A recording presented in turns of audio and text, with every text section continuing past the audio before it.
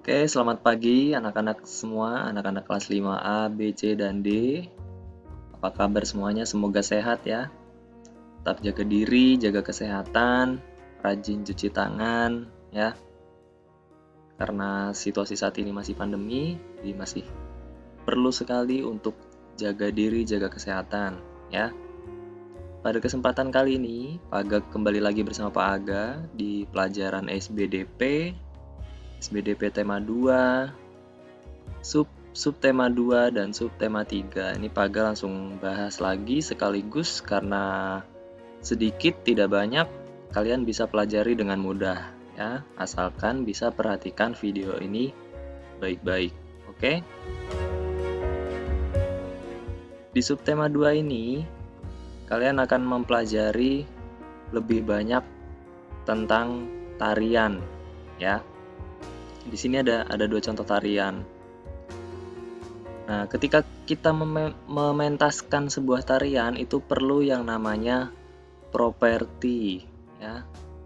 Coba sambil dibuka, di gambar ini juga ada di buku kalian, di buku cetak tema 2 halaman 59 ya. Nah, kalian sambil buka bukunya dulu ya. Di sini ada gambar tari klono topeng dan ada tari piring. Nah, kalau gambar tari klono topeng ini propertinya itu adalah topeng dan selendang. Ini topengnya, ini selendangnya. Nah, ini properti dari tari klono topeng. Lalu ada tari piring. Kalau tari piring propertinya sudah pasti piring ya. Nah, ini coba buka buku cetaknya juga. Halaman 82 dan halaman 83. Ada gambar seperti ini. Ini ada gambar tari piring dan tari payung. Kalau tari piring propertinya piring, kalau tari payung ya propertinya payung ya. Ini ada tari serimpi. Tari serimpi propertinya apa? Tari janger propertinya apa? Nah, ini kalau tari serimpi propertinya itu selendang.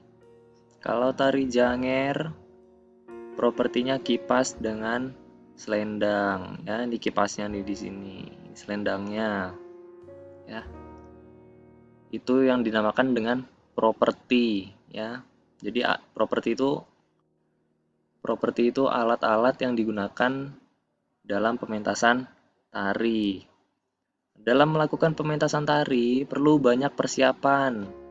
Persiapan itu apa saja? Coba buka buku cetak tema 2 halaman 89. Di situ juga ada. Pertama, menentukan bentuk karya tari. Jadi tarian itu ada macam-macam. Ada tari tunggal atau sendiri, atau ada tari berpasangan, atau ada juga tari kelompok ya. Jadi bisa dipilih. Jadi sebelum pentas mau dipilih dulu mau bentuk karya tarinya, mau tunggal, berpasangan atau berkelompok. Itu perlu disiapkan dulu ya. Lalu memilih karya tari. Nah, ini jika tarian tersebut atau tema tarian tersebut itu cocoknya berpasangan, ya pilihlah tari berpasangan. Tapi kalau cocoknya sendiri, berarti pilih yang tunggal gitu. Jadi disesuaikan, ini hampir sama. Nomor 1 dan nomor 2 ini hampir sama ya. Lalu pindah dulu. Yang ketiga, menentukan jumlah penari. Jumlah penari di sini disesuaikan. Kalau misalkan dipilihnya tari berpasangan, berarti ya jumlahnya harus genap. Misalkan berpasangan, nanti kan berpasangan, berarti jumlahnya kalau nggak 2, 4, 6 orang, 8 orang, jadi semua dapat pasangan. Kalau 9 orang, 7 orang, nanti ada salah satu yang nggak dapat pasangan gitu. Jadi jumlahnya harus disesuaikan. Memilih properti tari. Nah, ini saat latihan ini perlu disiapkan saat latihan. Tujuannya apa? Tujuannya tuh agar saat di depan penonton sudah terbiasa dengan penggunaan properti gitu. Jadi kalau latihan nggak pakai properti, nanti saat pentas nanti beda rasanya. Jadi ntar agak bisa menimbulkan kekacauan gitu ya. Lalu menentukan iringan tari. Nah, ini iringan tari itu lagunya maksudnya ya.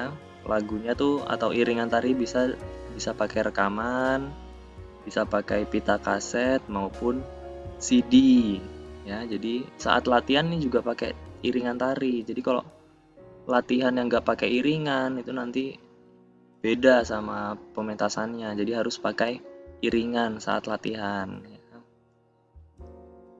Lalu memilih busana tari. Busana tari itu ya berarti pakaian-pakaiannya, pakaian yang sesuai dengan temanya gitu. Jadi kostumnya, busana itu lebih ke kostum ya.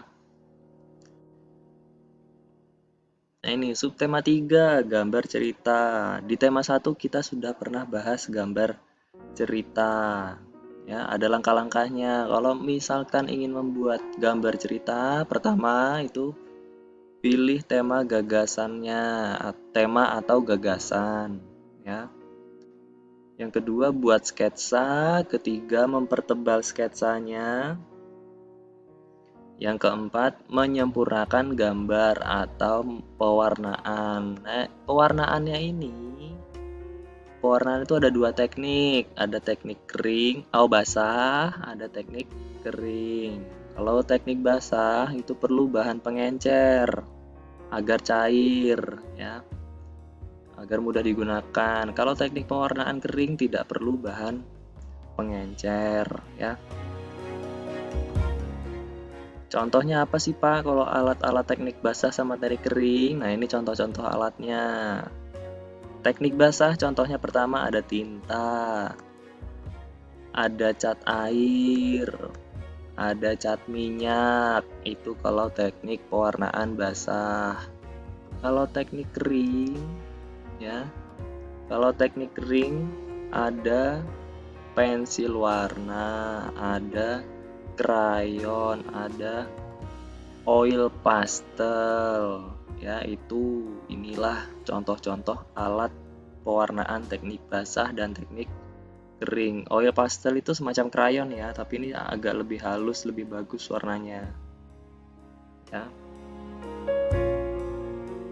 Itu ya sudah selesai sedikit ya, mudah untuk dipelajari. Jadi tugasnya adalah mengerjakan latihan soal yang ada di agendasekolah.com. Itu nanti bentuknya PG, tinggal diklik start saja ya. Itu nanti keluar di ulangan. Jadi itu juga dipelajari sungguh-sungguh ya.